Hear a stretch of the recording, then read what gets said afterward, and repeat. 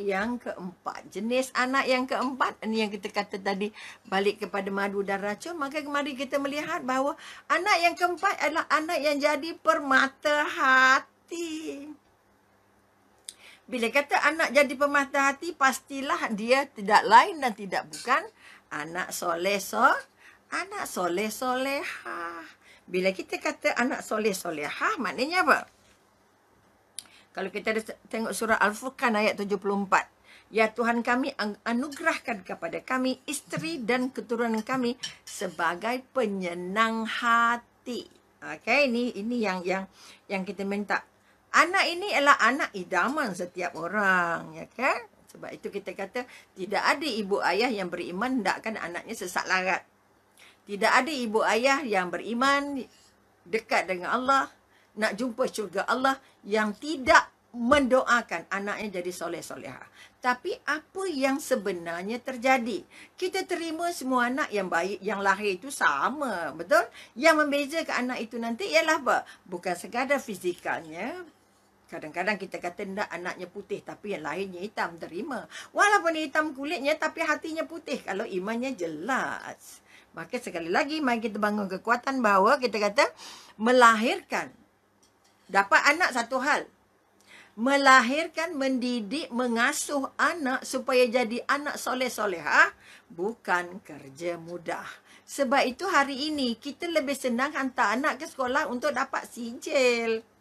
Saya tidak nafikan jangan sampai tak pergi sekolah. Dah. Anak harus dapat ilmu dunia dan harus dapat ilmu akhirat. Apa yang terjadi ialah apa? Apa yang terjadi? Okay? Yang terjadi kita terbelah. Kita jadikan anak ini hamba dunia, dapat cemerlang dunia, dapat hebat dunia, dapat sijil dunia, tapi kita lupa nak tampung keperluan akhiratnya. Ini yang kadang-kadang kita kata nampaknya baik, santun, baik dengan ayah, pandai bersekolah, tapi akidahnya kering. Akidah, keyakinan bertuhannya. Bukan ilmu agama ngaji, itu haram, itu harus fiqah aja dak. Ilmu tentang dia merasa dia ciptaan Allah, ilmu akidah yang ada kaitan dengan keimanan, ilmu yang membuat dia yakin bahawa aku ni bukan siapa-siapa, aku ni hamba Allah. Maka kalau dia cemerlang, dia tak sombong. Kalau dia dapat gaji besar, dia tak kedekut. Kalau dia pangkat besar, tak zalim. Nampak? Kita mati-mati tanya anak, kamu besar tu nak jadi apa? Nak jadi ustaz. Loh, ustaz. Ini pun satu masalah juga. Anak kamu belajar di mana? Sekolah tahfiz. Esok nak kerja apa? Ngajar orang ngaji je ke? Ini pandangan-pandangan sinis. Pandangan-pandangan yang kita kata kalau boleh, tak boleh lagi dipegang. Okay? Kalau kita benar-benar ingin bantuan dunia dan akhirat nanti. Dunia dan akhirat, bantuan kita mestilah bantuan bukan sekadar di dunia. Kita hendak anak kita nanti jadi bantuan masa kita sudah berangkat. Okay? Bila kita kata akidahnya kering, dapat sijil 4 lori, dapat jawatan, dapat gelaran, disanjung, ditatang, dibuat macam-macam sebagai orang hebat. Tetapi kalau tak hebat di mata Allah, kitalah orang yang paling rugi. Kitalah orang yang paling menyesal. Maka anak soleh-solehah perlukan kekuatan. Perlukan sungguh-sungguh. Perlu committed. Perlu pengorbanan. Ya Allah. Seorang kawan saya mengeluarkan anaknya daripada sekolah kebangsaan. Untuk dia masuk ke sekolah tahfiz. Semua keluarganya. Dia ada 12 adik-beradik. Kamu gila ke? Keluarkan anak di sekolah kebangsaan. Masuk sekolah tahfiz. Esok besar nak jadi apa?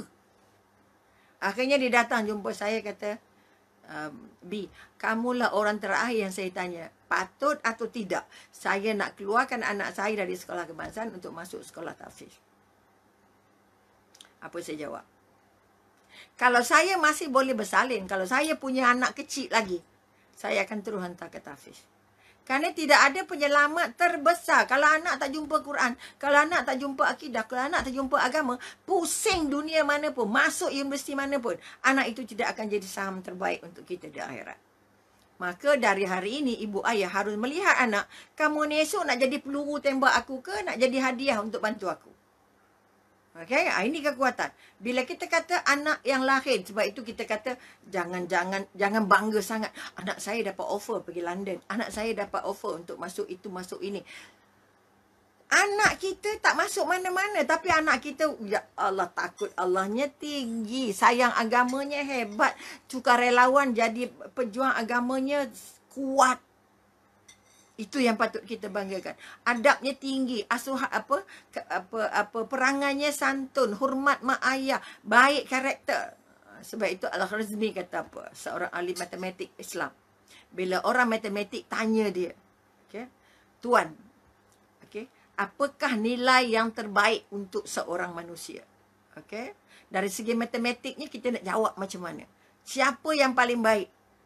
Maka Al-Khwarizmi kata apa? Kalau seorang itu ada adab. Ada adab artinya ada karakter yang baik. Okay? Bukan biadab. Ada adab maka markahnya 1.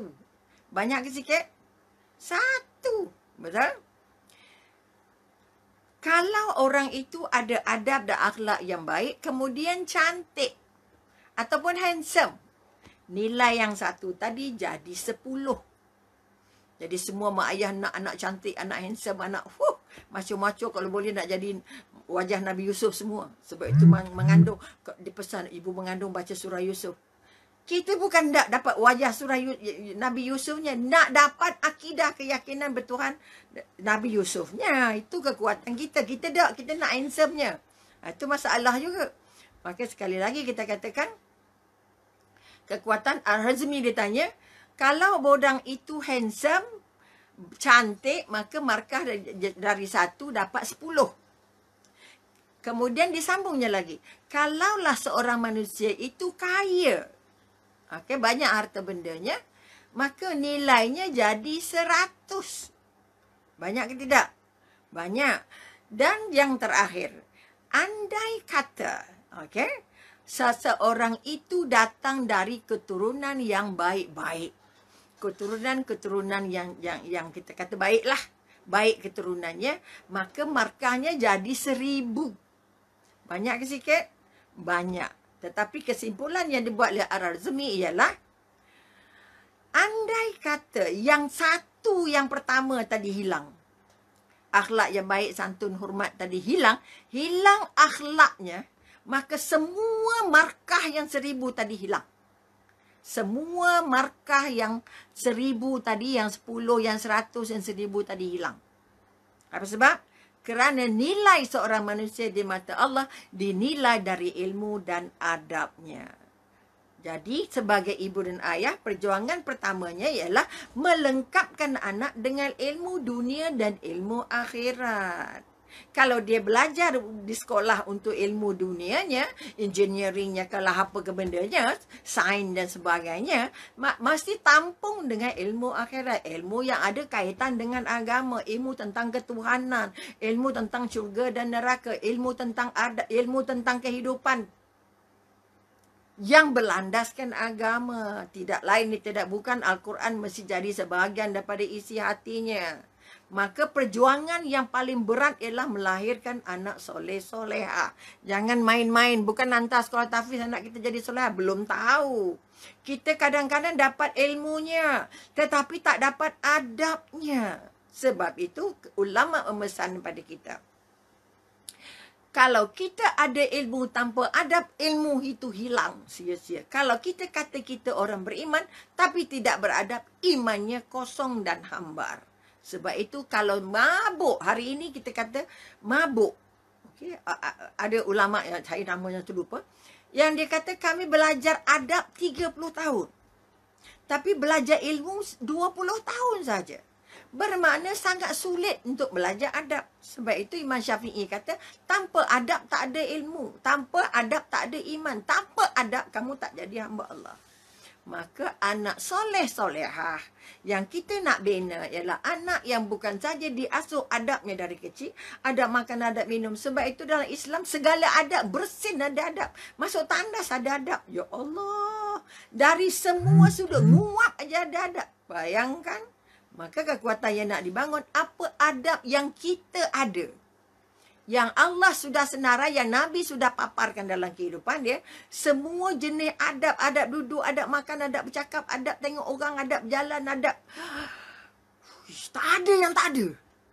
Sebutlah apa yang perlu dalam hidup, semua yang sudah disusun Allah, ditunjuk oleh Rasulullah sebagai satu daripada ciri untuk jadi anak soleh-soleha.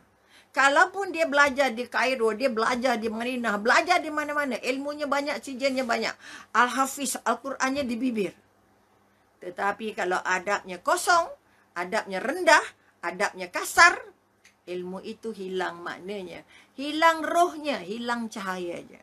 Maka pada ibu dan ayah, kita sama-sama angkat mana yang sempat. Kalau jadi nenek, mungkin pada cucunya. Kalau ada masih anak, masih muda, anak masih kecil, tolong asuh dulu kekuatan adabnya. Nak cakap dengan mak macam mana, mata tengok macam mana, tegur orang macam mana, senyum macam mana.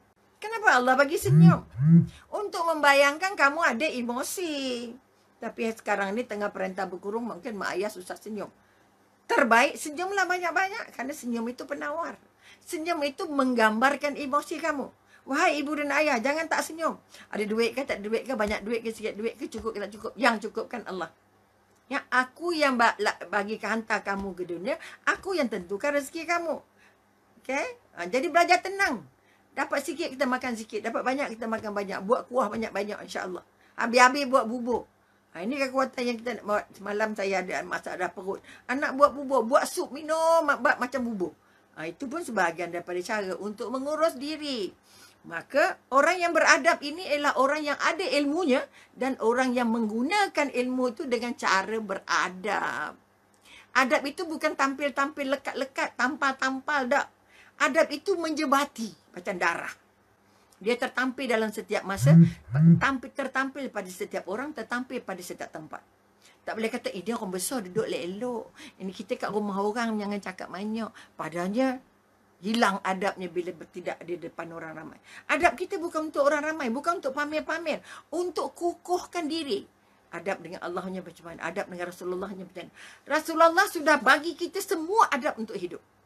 Oleh itu kita kata melahirkan anak soleh-soleha harus dulu dimulakan dengan ibu dan ayah. Sebab itu ulama kata apa? Okey, kita kata anak soleh. Kita bukan saja mahu anak pintar. Yang kita bimbang sekarang, anak kita mesti jadi pintar. Masuk taska umur 4, umur 5. Nak suruh buat apa? Boleh baca, boleh tulis. Boleh baca, boleh tulis. Boleh baca, boleh tulis. Pintar, boleh buat matematik, campur darab bagi. Ya Allah. Ini kekuatan. Tapi kemampuan untuk mendidik adab harus dimula dari rumah. Mula dari rumah. Kalau dia kukuh di rumah, insya-Allah. Sebab itu agama kata, ibu dan ayah itu guru nombor 1. Rumah tangga itu sekolah nombor 1 anak untuk mendidik adab. Kita sekarang belajar tak ada buku, tak boleh belajar. Ni cuti panjang ni. Ada mak ayah kata, kenapa bagi homework banyak-banyak? Loh. Kerana belajar mesti ada aktiviti. Bila guru beri perhatian, bermakna guru nak anak kita pandai. Tapi masuk dalam WhatsApp, marah-marah. Jangan. Ini bukan musim cuti sekolah. Ini hari sekolah, masa sekolah. Jadi semua guru yang prihatin, hubungi ada anak muridnya, bagi sikit latihan supaya anak tak menguap banyak-banyak, anak tak tidur banyak-banyak, anak tak makan banyak-banyak, ada homeworknya. Cucu saya tadi Ika aja ada homework, banyak homework ni, woi banyak homework. Kita nak asuh dia. Bagaimana untuk melihat, bagaimana untuk beraksi, macam mana untuk bercakap. Ini kekuatan pertama. Anak soleh-solehah tidak hanya ada hafal 30 juzuk saja. Kalau adab kita ada asuh, rosak 30 juzuk. Tak nampak kekuatan. Rohnya tercabut. Oleh itu sekali lagi kita nak bahawa kita kata anak paling beruntung, ibu ayah paling beruntung ialah ibu ayah yang paling baik didikannya kepada anak-anak. Sebab itu Nabi pesan, hadiah terbaik seorang ayah kepada anaknya bukan harta peninggalan, bukan harta dalam bentuk material. Apabila ibu dan ayah mampu mewariskan adab dan budi pekerti. Ingat pesan ini. Mampu mewariskan adab dan budi pekerti kepada anak-anak untuk meneruskan kehidupan. Jadi jangan sibuk nak mewariskan harta. Rumahnya, sahamnya, hapus bendanya, tukar nama, beli nama, macam-macam nama adik. Untuk nak membolehkan anak yakin boleh hidup di dunia. Dah Allah sudah janji petanya dengan Allah.